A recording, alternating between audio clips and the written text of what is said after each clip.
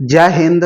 आप सभी का स्वागत है आपके अपने YouTube चैनल संभवम क्लासेस में। देखेंगे हम लोग बिहार बोर्ड मैट्रिक परीक्षा 2026 में मैथ से कौन कौन से प्रश्न पूछे जा सकते हैं, उसी सब सवाल को हम लोग कोचिंग कर रहे थे, हल कर रहे थे। किससे?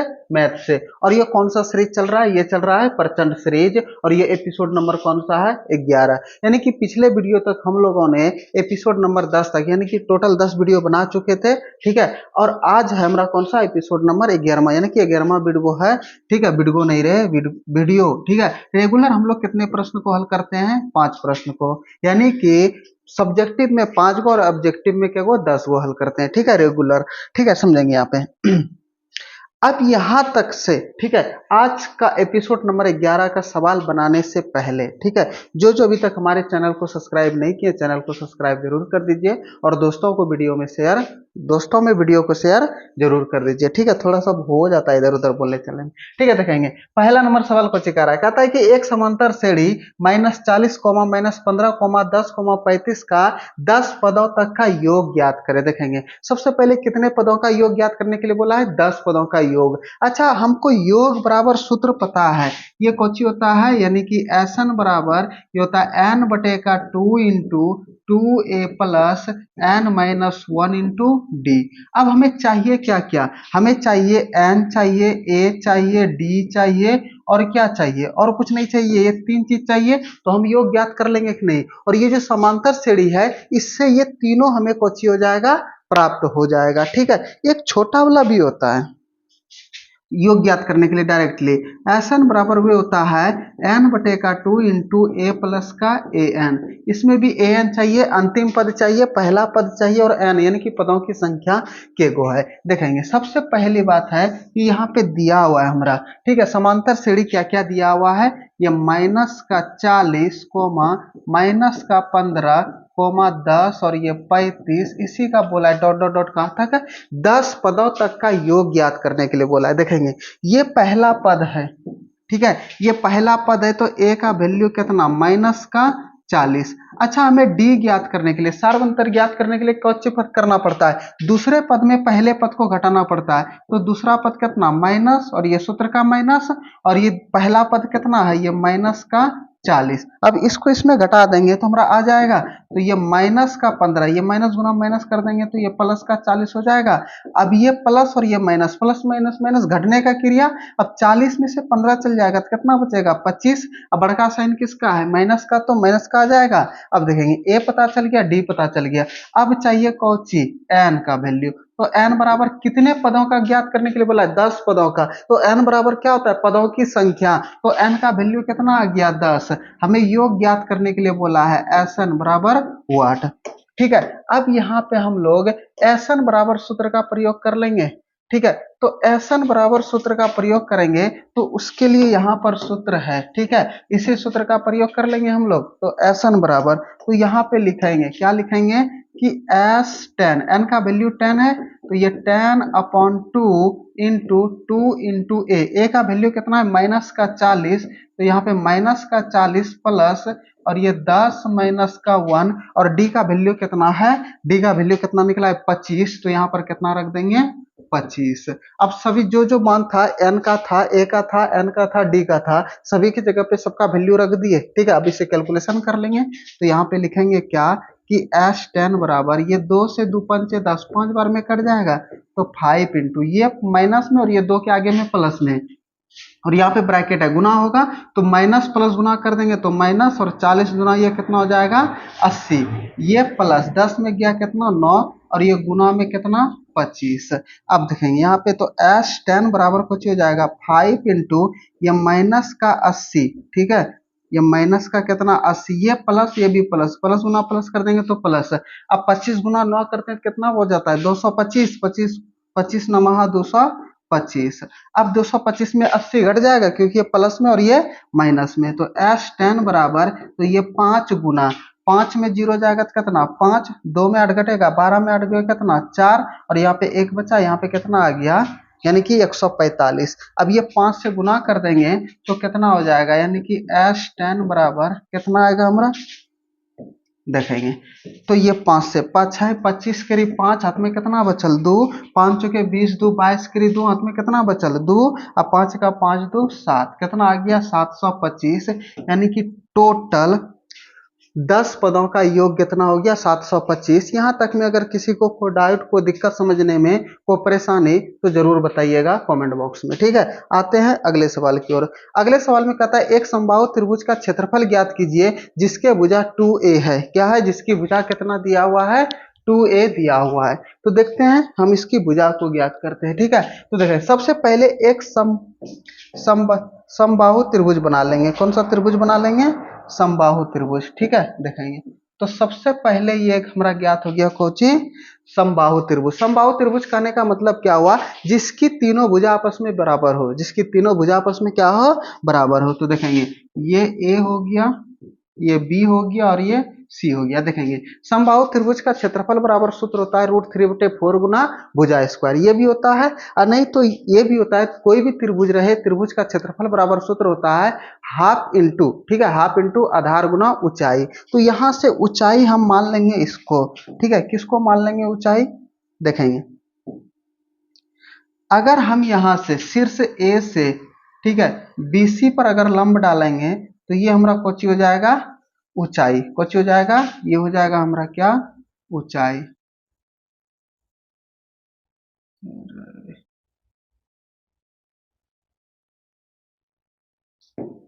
ठीक है, ये कोची हो जाएगा हमारा ऊंचाई। ठीक है, अब देखेंगे अगर यहाँ से ऐसे लंब डाले तो ये कोची हो जाएगा डी, और यहाँ पर कितने डिग्री कोण का निर्माण हो जाएगा 90 डिग्री का। ठीक है, तो देखेंगे अब ये जो भुजा है इसका नाम, क्योंकि प्रत्येक भुजा कितने डिग्री का है, यानी कि सॉरी कितने डिग्री का है कहते हैं 2a है, ये भी 2a, ये भी 2a, और यहां से यहां तक है 2a, यहां से यहां तक। ठीक है, तो यहाँ पर जब लंब शीर्ष ए से लंब डालते हैं तो दोनों को बराबर भागों में बांट देता है।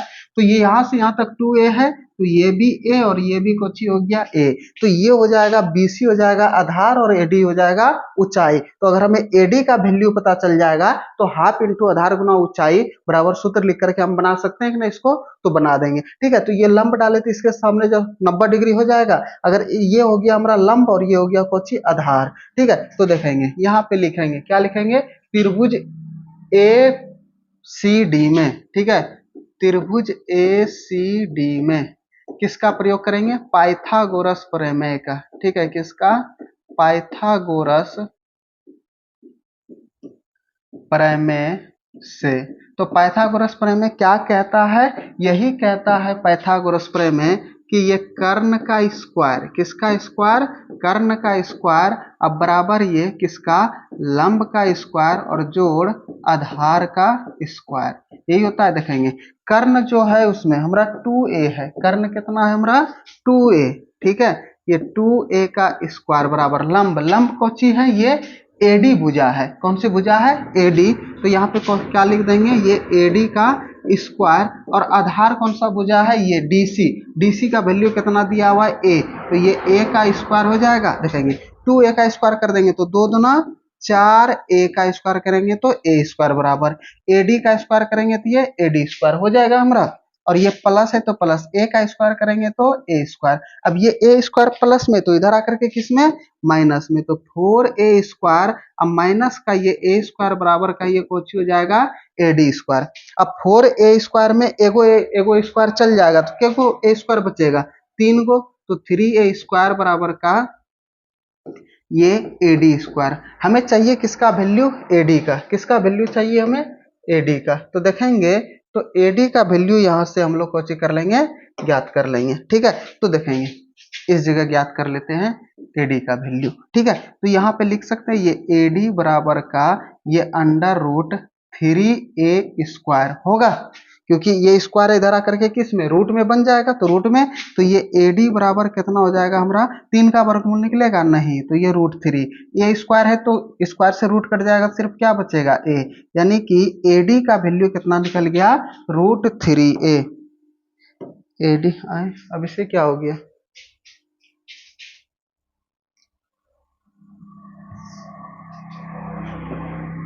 ठीक है, देखेंगे ad का वैल्यू कितना निकल गया, यहां से निकल गया ये हमारा √3 है, यानी कि ये निकल गया 3a।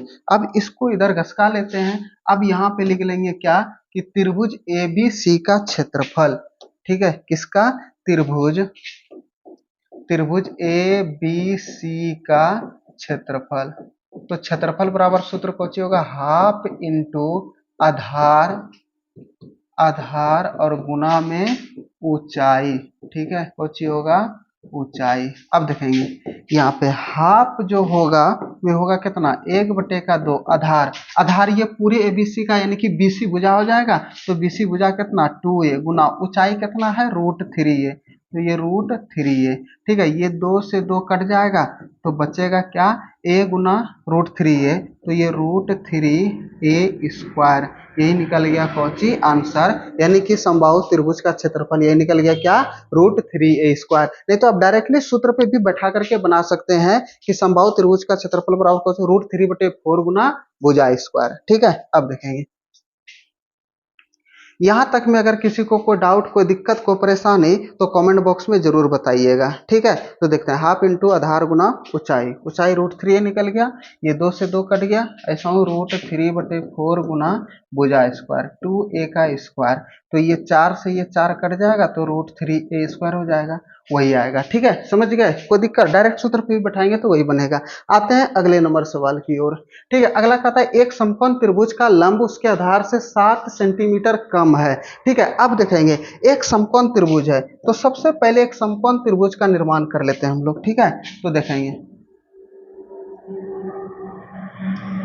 जिस त्रिभुज का एक कोण 90 डिग्री हो उसे हम कौन सा त्रिभुज बोलते हैं, समकोण त्रिभुज। तो देखेंगे ये कोण हो गया 90 डिग्री, इसके जस्ट सामने वाली भुजा को कितना हो गया, कर्ण। अच्छा इसमें से हम इसको A मान लेते हैं, इसको B और इसको C, ठीक है। कहता है कि एक समकोण त्रिभुज का लंब उसके आधार से 7 सेंटीमीटर कम है, ठीक है, कितने सेंटीमीटर कम है, 7 सेंटीमीटर कम है। देखेंगे अगर हम इसको लंब मान लिए, इसको कोची मान लिए लंब, तो ये कर्ण, तो ये कोची हो जाएगा आधार। अब हमको बोला है कि एक लंब जो है उसके आधार से 7 सेंटीमीटर कम है, इससे ये 7 सेंटीमीटर कम है। अच्छा अगर इसको हम 10 दे सकते हैं तो ये 3 हो सकता है, क्योंकि इससे ये कितना कम है, 3 कम है, कितने कम है, यानी कि 7 कम है, सॉरी 3 कहते हैं, 7 कम है, तो अगर ये 10 होगा तो ये 3 होगा, क्योंकि इससे 7 कम है कि नहीं, ठीक है। तो अब अगर हम इसको, इससे ये कितना, यानी कि लंब से आधार कितना 7 अधिक और आधार से लंब कितना 7 कम, तो यहाँ पर थोड़ा सा ध्यान दीजिएगा, समझेंगे, फिर से हम बोलते हैं, आप लोग बात को ध्यान से सुनिएगा, ठीक है। तो देखेंगे हमको सवाल में बोला है कि लंब जो है आधार से 7 सेंटीमीटर कम है, ये जो लंब है इससे आधार से ये 7 सेंटीमीटर कम है, ठीक है। अगर हमारा आधार रहा 10, आधार कितना रहा 10, इससे ये 7 कम है, तो 7 कम है तो ये कितना हो जाएगा, 3 होगा, क्योंकि तब ना इससे ये 7 कम है, ठीक है। अब यहां से ये भी बोल सकते हैं कि ये जो आधार जो है ना लंब से 7 अधिक है, तो इससे भी ये 7 अधिक दे सकते हैं। अच्छा देखेंगे अगर ये 3 दिए तो इसको कितना दे दिए 10, अगर हम इसको x मान लेंगे तो इसको कितना मान लेंगे, x प्लस का 7 मान सकते हैं, क्योंकि इससे ये 7 अधिक है, ये भी बोल सकते हैं। या तो आधार को हम x मानेंगे तो लंब कौची हो जाएगा x माइनस 7, क्योंकि इससे ये कितना कम है, 7 कम है, कुछ भी मानेंगे, दोनों में से, दोनों तरफ से समझा दिए, कोई दिक्कत। और बोला है कि तथा कर्ण 13 है, ये जो कर्ण है ये कितने सेंटीमीटर है, 13 सेंटीमीटर है, ठीक है। अब यहां से हम कोची करते हैं, बनाते हैं, आप किसी को भी x मान सकते हैं, ठीक है। देखेंगे यहाँ पे देखेंगे अगर हम आधार को x मान लिए, कोची मान लिए x, इससे ये 7 मीटर सेंटीमीटर कम है, तो ये x माइनस का 7 हो जाएगा, ये x हो गया, ये 13 हो गया। अब यहाँ से आधार लंब कर्ण तीनों प्राप्त हो गया, तो यहाँ पे हम लोग पाइथागोरस प्रमेय लगा सकते हैं। देखेंगे तो यहाँ पे लिखेंगे क्या कि त्रिभुज ABC में, ठीक है, ये कैसा त्रिभुज है, समकोण त्रिभुज है, तो समकोण त्रिभुज में किसका प्रयोग करते हैं, पाइथागोरस प्रमेय का। तो यहाँ पे लिखेंगे क्या कि पाइथागोरस, पाइथागोरस प्रमेय से। तो पाइथागोरस प्रमेय क्या कहता है, यही कहता है ना, कर्ण का स्क्वायर अब बराबर ये लंब का स्क्वायर और ये जोड़ ये किसका, आधार का स्क्वायर। ठीक है, यही कहता है कि नहीं। अब ध्यान देंगे, कर्ण, कर्ण कितना दिया हुआ है 13, तो ये 13 का स्क्वायर हो जाएगा। लंब कितना दिया, x माइनस 7, ये इसका स्क्वायर हो जाएगा। अब प्लस आधार कितना, ये x, ये x का स्क्वायर हो जाएगा। ठीक है, यहां तक में अगर किसी को कोई डाउट कोई दिक्कत तो बताएंगे। ठीक है, अब देखेंगे 13 का स्क्वायर करेंगे, 13 13 69 से यहाँ पे a माइनस बी के होल स्क्वायर पे तोड़ सकते हैं इसको, क्योंकि x माइनस 7 है उसका होल स्क्वायर, इसको a मान लिया, इसको b, a माइनस बी का होल स्क्वायर पर अब सूत्र कौन सी होता है, a square minus 2ab plus का b स्क्वायर। तो यहाँ पे लिखेंगे ये क्या, ये a स्क्वायर माइनस का 2 इंटू ए इंटू बी, और ये प्लस का कुछ हो जाएगा ये बी स्क्वायर, और ये प्लस का क्या है, ये है एक्स स्क्वायर। देखेंगे 13 13 69 से ये 169, एक्स का स्क्वायर करेंगे तो एक्स स्क्वायर, ये माइनस, बाकी बात प्लस, प्लस माइनस माइनस 2 सती 14, 14 गुना एक्स कर देंगे तो 14 एक्स। अब प्लस 49, और ये प्लस का क्या हो जाएगा, एक्स स्क्वायर। ये इधर प्लस में तो इधर आकर के किस में, माइनस में, तो जीरो बराबर एगो एक्स स्क्वायर मिलकर क्या गो एक्स स्क्वायर, दो गो एक्स स्क्वायर, और ये माइनस का कितना 14 एक्स, प्लस का ये कितना 49। ठीक है, देखेंगे प्लस का ये 49 और माइनस का ये कितना 169, क्योंकि ये प्लस का 169 है, उधर जाकर के किसमें माइनस का 169, तो ये जीरो बराबर, ये देखेंगे ये 2x स्क्वायर माइनस का कितना 14x, ये प्लस और ये माइनस, प्लस माइनस माइनस घटने का क्रिया, 9 में 9 गए कितना 0, 6 में 4 गए 2, ये 1, और दोनों में से बड़का साइन माइनस का है तो माइनस का। अब हम इसको इस पार और इसको इस पार लिख सकते हैं, देखेंगे तो लिख सकते हैं यहाँ पे, ये क्या लिखेंगे कि ये 2x स्क्वायर माइनस का 14x, और ये माइनस का 120, और ये बराबर का 0 लिख सकते हैं यहाँ तक में। अच्छा, अगर इसको हम छोटा कर लेते हैं, इसमें भी 2 है इसमें भी 2 है, तो 2 को बाहर कर लेंगे तो ये एक्स स्क्वायर माइनस का 7x माइनस का 60, और ये बराबर का 0 होगा हमारा। अब देखेंगे यहाँ पे तो 2 इधर गुना में, इधर जाकर के भाग में, और 0 में किसी भी संख्या से भाग देंगे तो परिणाम कौन सी निकलेगा, 0 निकलेगा। तो हम इसको इस तरह से लिख सकते हैं डायरेक्टली, किस तरह से, ये एक्स स्क्वायर माइनस का 7x माइनस का 60 बराबर का 0, ये हमारा द्विघात समीकरण प्राप्त हो गया। अब द्विघात समीकरण जब प्राप्त हो गया, यहां से हम गुणनखंड विधि से या तो पूर्णवर्ग विधि से या तो श्रीधराचार्य सूत्र, जिसको हम द्विघाती सूत्र बोलते हैं, उसके मदद से हम इसको बना सकते हैं। तो हम बना रहे हैं इसको गुणनखंड विधि से। देखेंगे तो सबसे पहला कुछ होता है, गुना करने पर 60 गुना प्रथम पद अंतिम पद को गुना करते हैं तो माइनस का 60, बीच वाले टर्म को जोड़ने या घटाने पर माइनस का 60। देखेंगे गुना करने पर 60 आ रहा है, इसका मतलब एगो प्लस में होगा एगो माइनस में होगा, और जोड़ने और घटाने पर कितना आ रहा है, माइनस आ रहा है, माइनस का साइन आ रहा है, इसका मतलब बड़का साइन होगा छोटका प्लस का साइन होगा, यानी कि बड़का साइन माइनस का होगा और छोटका साइन प्लस का होगा। अब ये 60 को दो ऐसे भागों में तोड़ेंगे जो कि गुना करेंगे तो माइनस का 60 पूर्णा चाहिए, जोड़ने घटाने पर माइनस का 60। देखेंगे तो 60 को 12 पंचे 60 लिख सकते हैं, 12 गुना 5, 12 पंचे 60। अब बड़का साइन किसका होना चाहिए, माइनस का, तो ये माइनस का 12 और ये प्लस का 5 होगा कि नहीं हमारा। ठीक है, कोई दिक्कत यहां तक में नहीं ना। तो देखेंगे 12 में 5 चल जाएगा 7, बड़का साइन माइनस का, प्लस माइनस माइनस 12 पंचे 60 पूर गया हमारा। तो इसको यहां पर हम तोड़ करके लिख सकते हैं एक्स स्क्वायर माइनस का 5x, माइनस का नहीं प्लस का 5x, और ये माइनस का 12x माइनस का 60, और ये बराबर का 0। यहां तक में कोई दिक्कत नहीं। अब ये जो 7x को दो भागों में तोड़े, आधा भाग यहाँ आधा भाग यहाँ, इधर को आधा भाग इधर कॉमन आधा भाग इधर कॉमन ले सकते हैं। तो देखेंगे इसमें x है इसमें x है तो x बाहर आ जाएगा, इसमें 5 है तो इसमें 5 नहीं है तो क्या 5 बाहर आएगा, दूसरा कलम से ले लेते हैं। ठीक है, देखेंगे इसमें x है तो इसमें भी x है तो x बाहर आ जाएगा। यहाँ पे 2 गो था तो एगो x बाहर करते, एगो बचा, ये प्लस है तो प्लस है, ये 5 को बाहर नहीं किए तो माइनस, ये माइनस है तो कॉमन कोची लेंगे माइनस, अगर प्लस रहता तो कॉमन कोची लेते प्लस है, और जब माइनस कॉमन लेते इधर का साइन आपस में परिवर्तित हो जाता है, जो प्लस में रहेगा माइनस में और जो माइनस में रहेगा प्लस में। इसमें भी 12 है तो 60 में 12 है कि नहीं, 12 पंचे 60, तो 12 बाहर आ गया, इसमें x है तो इसमें x नहीं है, तो ये x प्लस का 5 और ये बराबर का क्या रहेगा 0 हो जाएगा हमारा। यहां तक में कोई दिक्कत नहीं ना। देखें घरवा में दोनों अगर एक ही है तो इसका मतलब गुणनखंड सही है, अगर एक ही नहीं रहता तो कोची होता गलत हो जाता, एक ही है तो सही है। तो एक बार अंदर वाला लिख लेंगे और एक बार बाहर वाला लिख लेंगे। ठीक है, तो देखते हैं अंदर में के है, ये है x प्लस का 5 और बाहर में के है, ये है x माइनस का 12 बराबर का 0। एक बार इसको 0 के बराबर, एक बार इसे 0 के बराबर, तो यहाँ पे लिख लेंगे x प्लस का 5 बराबर का 0, इधर x माइनस का 12 बराबर का 0, तो इधर हो जाएगा x बराबर कितना माइनस का 5 और इधर x बराबर का कितना हो जाएगा प्लस का 12। देखेंगे किसी भी क्षेत्र का या तो लंबाई चौड़ाई ऊंचाई दूरी ज्ञात करते हैं तो ऋणात्मक में आता है, तो ये ऋणात्मक मान नहीं होगा, x का वैल्यू कितना आएगा 12। ठीक है, तो अब यहाँ पे देखेंगे हम x किसको माने, हमको कौन चीज ज्ञात करने के बोला, त्रिभुज का आधार, और ये आधार को क्या माने हैं, x माने है कि नहीं। तो आप यहाँ पे लिख भी लीजिएगा कि ऊपर पे, ठीक है, माना आधार, त्रिभुज का आधार क्या है x है और लंबाई कितना, लंब कितना है x माइनस 7 और कर्ण कितना 13। ठीक है, लिख भी सकते हैं। तो यहाँ पे आधार को हम माने थे, ठीक है, आधार को हम माने थे कितना x, क्या माने थे x, और x का वैल्यू कितना निकल गया 12। ठीक है, अब देखेंगे ये 12 सेंटीमीटर, ठीक है, कितने 12 सेंटीमीटर आंसर हो गया। अब देखेंगे 12 में 7 चल जाएगा तो 5 बचेगा कि नहीं, ये 5 और ये 12 दोनों में 7 का डिफरेंट है कि नहीं। ठीक है, तो यही हमारा कोची हो गया आंसर। कोई दिक्कत यहाँ तक में नहीं ना, कोई परेशानी, अगर समझने में किसी को कोई डाउट कोई दिक्कत तो कमेंट बॉक्स में जरूर बताइएगा। ठीक है, और वीडियो को शेयर जरूर कीजिएगा। देखेंगे चौथा नंबर कहता है किसी शंकु के आधार की त्रिज्या 7 सेंटीमीटर है। देखेंगे एक शंकु है, तो सबसे पहले एक शंकु बना लेते हैं। ठीक है,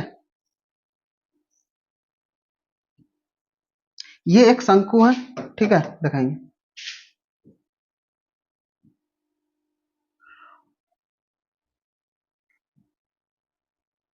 ये एक शंकु है। ठीक है, अब कहता है कि शंकु के आधार की त्रिज्या, आधार ये नीचे वाला यहाँ पे केंद्र होगा, यहाँ से यहाँ तक मिलाएंगे तो इसको त्रिज्या बोलते हैं r, यानी कि इसमें r बराबर कितने सेंटीमीटर 7 सेंटीमीटर।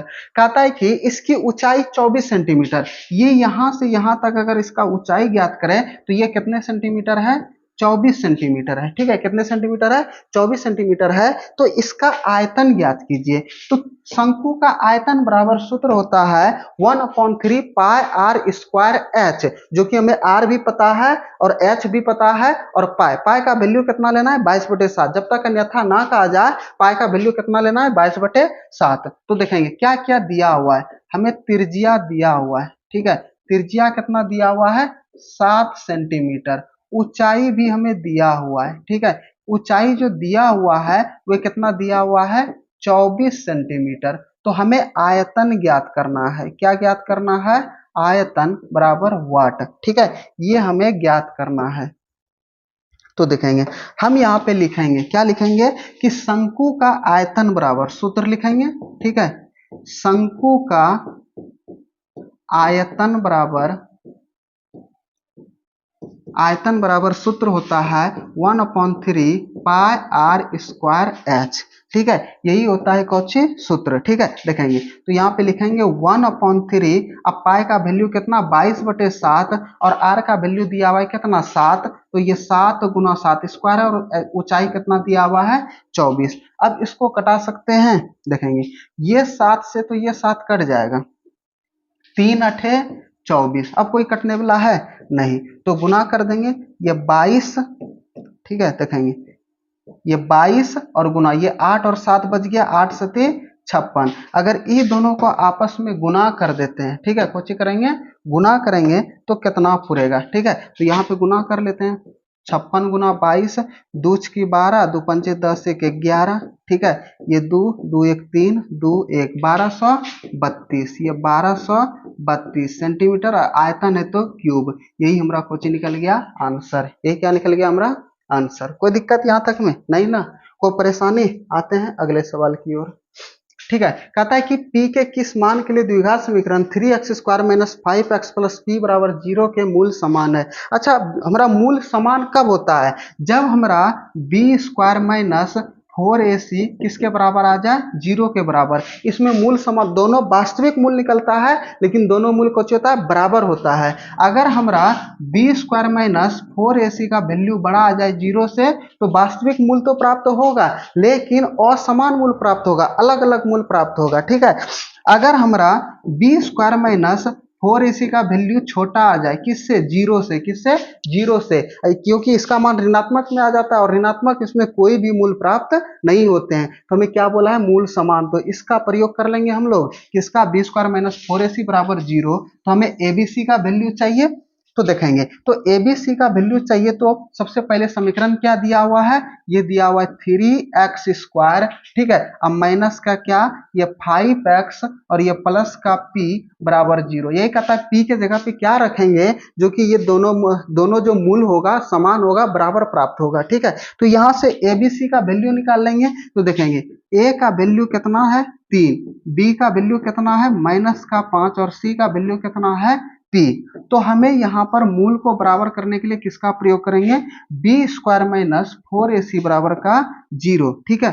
तो बी स्क्वायर माइनस 4ac बराबर का जीरो। तो b का वैल्यू कितना दिया हुआ है, -5 और इसी का स्क्वायर -4 इंटू ए का वैल्यू 3 और c का वैल्यू p और ये बराबर का जीरो।